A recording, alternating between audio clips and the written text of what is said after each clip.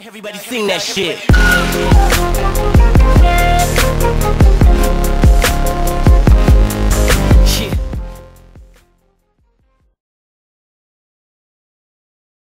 عبرت منار الممثلة التركية وبطلة مسلسل سامحيني عن إعجابها بما نشرته مريم سعيد على حسابها بالإنستغرام، والذي كشفت من خلاله عن إلغاء زفافها.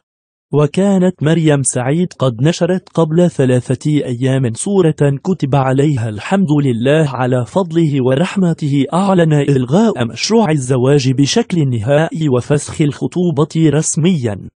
الحمد لله على قضائه وقدره وعلى نياتكم ترزقون.